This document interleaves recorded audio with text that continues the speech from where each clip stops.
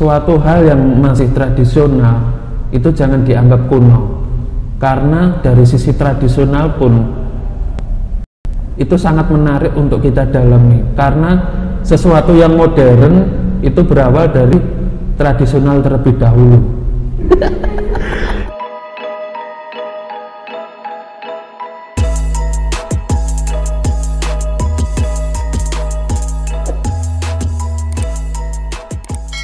Assalamualaikum warahmatullahi wabarakatuh. Waalaikumsalam warahmatullahi wabarakatuh. Jumpa lagi dengan saya Lek Kobi Dan saya Surya Punto Prasonto. Kita sama-sama pakai belangkon. Kalau saya dari Jawa Barat. Oh iya, oke. Silakan buka maskernya.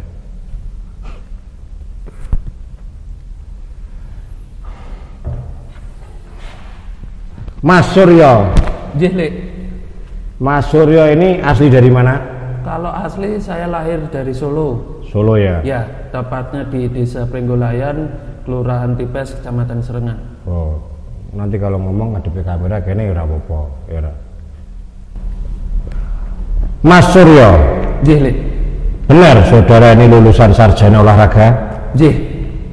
Berapa tahun kuliah di olahraga? 6 tahun setengah. Kenapa kok bisa cepat seperti itu? Kenapa bisa lama seperti itu? Karena sempat terjadi kecelakaan, lalu saya opnam hampir setahun karena operasi lutut, Lek. Oh, jadi bukan karena akademiknya yang kurang ya? Iya. Oh iyalah itu. Mas Suryo. Jihlik. Ini Mas Suryo ini kan selain menguasai di bidang olahraga dan sekarang sudah menjadi sarjana olahraga, ini juga suka melestarikan kebudayaan leluhur. Apa iya itu? Betul, Lek. Contohnya apa tuh kebudayaannya?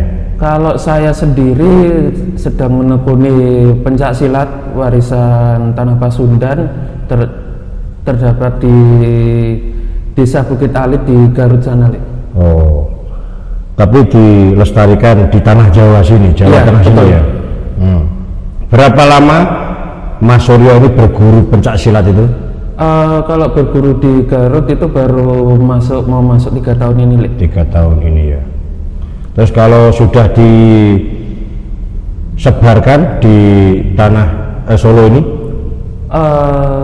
Kalau saya pribadi ingin sekali melestarikan pencak silat ini untuk kedepannya, terlebih untuk anak muda, karena saya pribadi di tanah Solo ini masih banyak yang kurang untuk berminat dalam hal olahraga tradisional, terlebih pencak silat tradisional. Karena kenapa? Karena dalam pencak silat tradisional itu sendiri diajarkan budi pekerti, yaitu menghormati orang yang lebih tua, menjaga ketertiban di masyarakat, berguna untuk masyarakat, dan terutama semboyan kami di pencak silat Kinasian itu saling asah, saling asih, dan saling asuh. Saling mengasah itu kita sama-sama saling melengkapi. Yeah. Jenengan punya kelebihan, saya juga punya kekurangan. Kekurangan saya dapat ditutupi oleh kelebihan jenengan, Lek. Kalau semboyan kedua saling mengasihi, kita di luar dan di dalam itu sudah sebagai keluarga dan saudara, entah saat latihan ataupun tidak latihan, dan saling menjaga ketika kita ada seumpama masalah di luar atau diganggu orang yang tidak bertanggung jawab. Saling mengasuh seperti tadi. Setiap siswa dan setiap guru memiliki kelebihan dan kekurangan, maka dari itu masing-masing anggota itu harus saling melengkapi. Ditegur tidak boleh marah, dinasihati tidak boleh ngambek. Itu brilian sekali, tepuk tangan. Mas Suryo. Ya, Lek. Olahraga spesialisnya apa? Pencak silat ya tadi ya. Tapi dulu katanya juga ikut sepak bola. Ya, betul, Lek. Pernah ngegulung enggak? Pernah. Gawang sendiri atau gawang lawan? Gawang lawan pernah 3 kali, gawang sendiri cukup 1 kali aja. Tepuk tangan. Dulu itu sepak bola itu ikut piala apa? Tarkam atau RT atau dunia? Kalau untuk seleb itu antara SSB, Antara SSB ya. Paling tertinggi itu rencana mau Cilacap Cup, namun puji Tuhan dapat halangan. Itu saat usia berapa itu? Itu usia 14 tahun. 14 tahun itu ya, SMK kelas 3. Wah, hebat sekali ya. 3 ke gawang lawan, 1 ke gawang sendiri. Ya, 3 gol, 1 asis. Wah, keren. Tepuk tangan.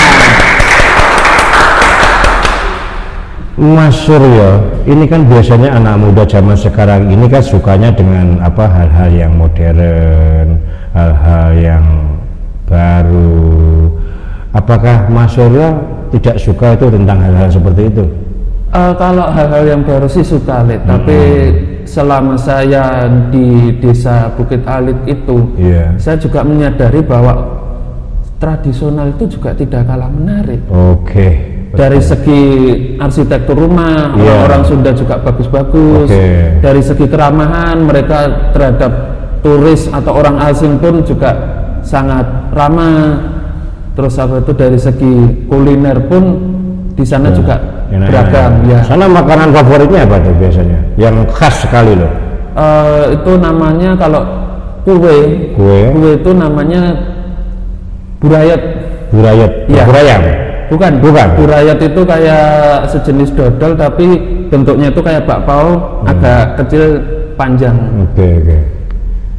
Hebat sekali nih Mas Suryo. Mas Suryo ini kan sudah memiliki anak didik, benar atau belum? Betul. Nah, cara mendidik anak didiknya supaya bisa bangun pagi gimana? Kalau mendidik bangun pagi itu jujur saya sendiri juga masih belajar bangun pagi. Jadi dikasih alarm juga, itu yang pertama. Dikasih apa itu namanya, dikasih tulisan di depan kamarnya, saya harus rajin bangun pagi agar badan lebih sehat. Untuk kebiasaan-kebiasaan yang dilakukan Mas Suryo itu, apalagi di melestarikan kebudayaan tradisional itu, perlu nggak kondisi fisik yang prima, yang kuat gitu? Iya, karena saya sendiri di Desa Garut itu, terutama di seni olahraga dan seni tari itu sebenarnya tidak jauh berbeda. Karena di seni tari, entah itu di Sunda atau di Jawa Tengah, itu kan ada apa itu istilahnya unsur kekuatan kaki sama apa itu keseimbangan badan.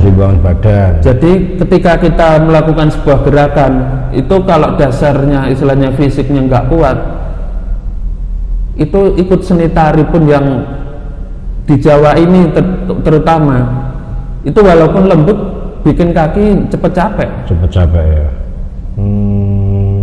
Jadi memang harus balance ya, keseimbang ya antara fisik sama itu ya. Nah, seperti apa Mas Suryo ini selama berapa tadi beberapa tahun kan sudah kuliah di olahraga itu juga dilatih fisik yang berat, berarti double dong latihan fisiknya. Betul, sangat betul, karena apa itu namanya, di perkuliahan ini jujur itu sebagai basic untuk menambah daya kekuatan fisik fisiknya ya. Terus di seni tari pun juga tinggal menyesuaikan. Jadi ada kolaborasi, ada korelasinya, ada penggabungan pola latihannya. Iya. Tapi kan di mata kuliah di PKO, pendidikan kepelatihan olahraga itu kan banyak sekali ilmu mata kuliah yang diajarkan itu kan tentang berbagai macam cara tentang kepelatihan. Bisa nggak tentang kepelatihan itu diterapkan dalam olahraga tradisional tadi yang dilestarikan Mas Suryo? Iya, bisa. Kalau dari sisi fisiologis tentu sangat bisa, karena setiap anak didik itu perlu diketahui unsur anatomi tubuhnya agar pola latihannya pun juga tidak terlampau berat untuk seusia anak itu usia segitu. Karena di sana pun ada juga usia dini Pak. Ada usia dini juga. Oh, iya.